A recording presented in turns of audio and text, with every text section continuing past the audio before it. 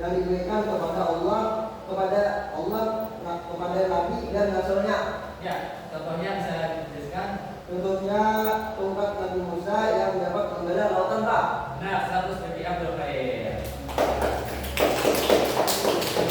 Selanjutnya yaitu tentang pengertian mukjizat. Mukjizat itu berasal dari bahasa Arab yang artinya mengalahkan ataupun mengalahkan.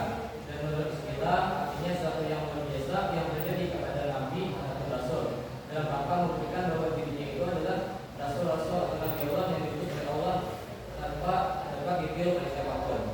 Dan mukjizat ini terbagi menjadi dua. Yang pertama yaitu mukjizat kauniyah. Mukjizat kauniyah ini adalah mukjizat yang dapat dirasakan oleh panca indera kita. Jadi mukjizat ini dapat dilihat oleh panca indera seperti mata, pendengar dan sebagainya.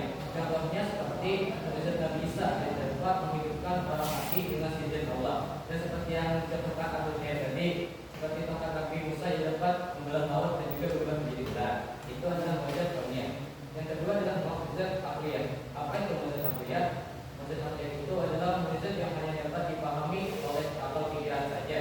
Contohnya adalah Al-Quran. Al-Quran itu adalah kitab yang sangat istimewa, kandungannya luar biasa, sastra sangat mudah dan juga asliannya terjaga sepanjang masa.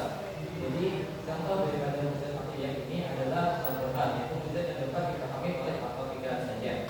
Kita lanjut kepada mukjizat luar biasa lainnya, yaitu yang pertama karamah. Nah, karamah ini adalah suatu hal yang berbeda juga yang dilakukan oleh Allah.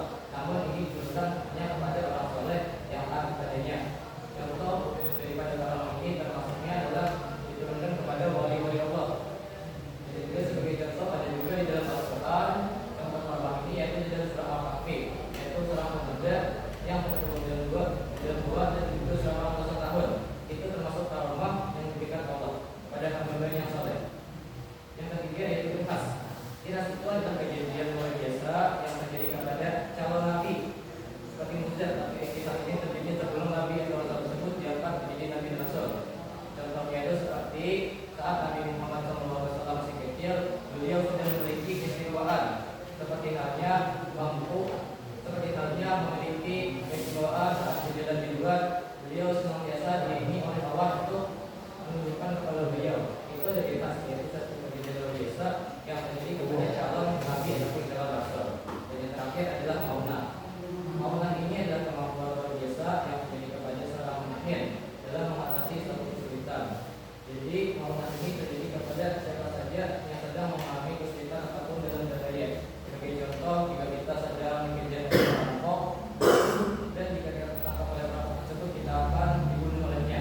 Maka dengan izin Allah kita dapat berlari tidak saya tanpa tenggelam. Nah, itu termasuk maunah, yaitu kejadian luar biasa yang terjadi saat kita dalam berdaya. Dan ini adalah dari contohnya yang kita bahas tadi. Untuk lebih lengkapnya dapat kalian belajar sendiri. Dan kita lanjut kepada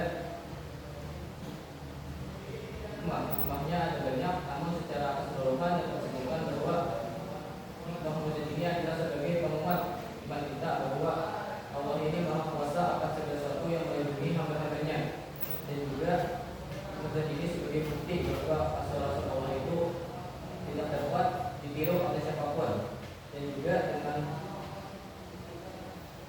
dengan mempercayai mukjizat ini dapat memperkuat keimanan kita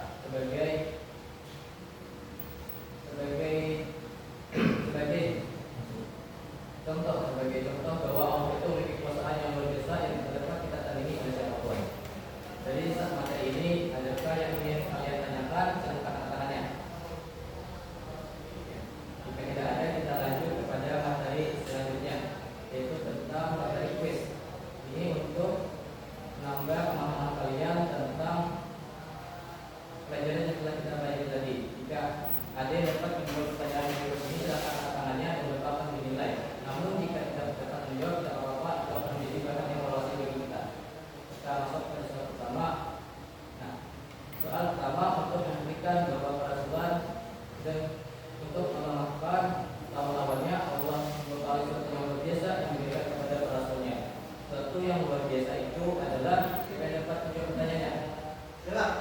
Ya, oke, apa? B, bukti cepat. Oke, ya, kita cek jawabannya.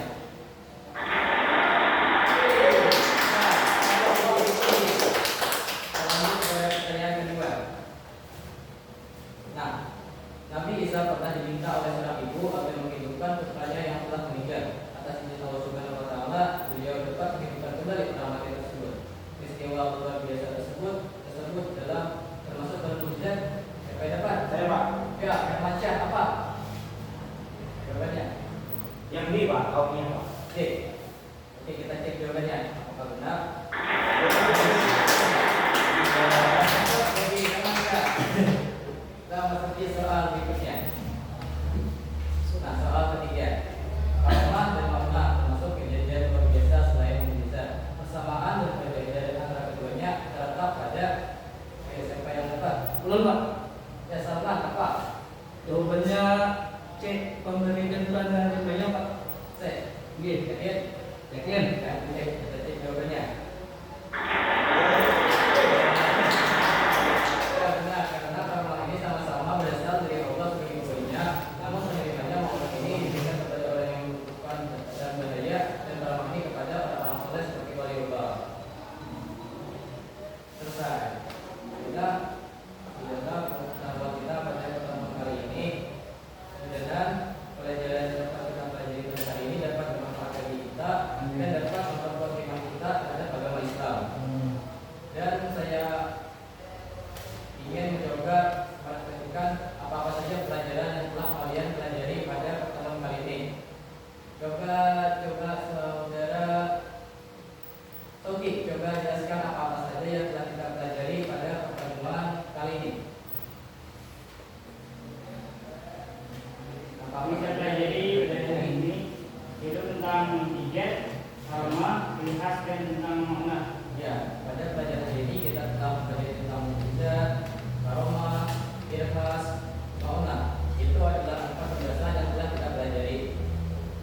Dan sebelum Bapak menutup pelajaran hari ini, Bapak ingin kalian membawa oleh-oleh di rumah, yaitu menjawab soal esai sebagai penghayatan untuk memperkuat pelajaran kita pada hari ini. Diunduhkan pada pertemuan minggu depan. Paham? Ya, alhamdulillah. Baiklah, sebelum Bapak tutup pelajaran pada pertemuan kali ini, marilah kita bersama-sama membaca doa kafaratul majelis.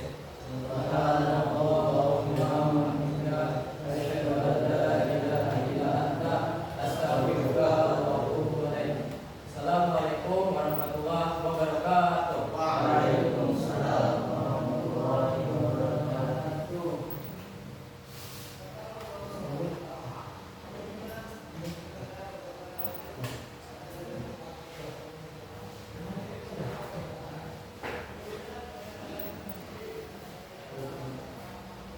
Amen.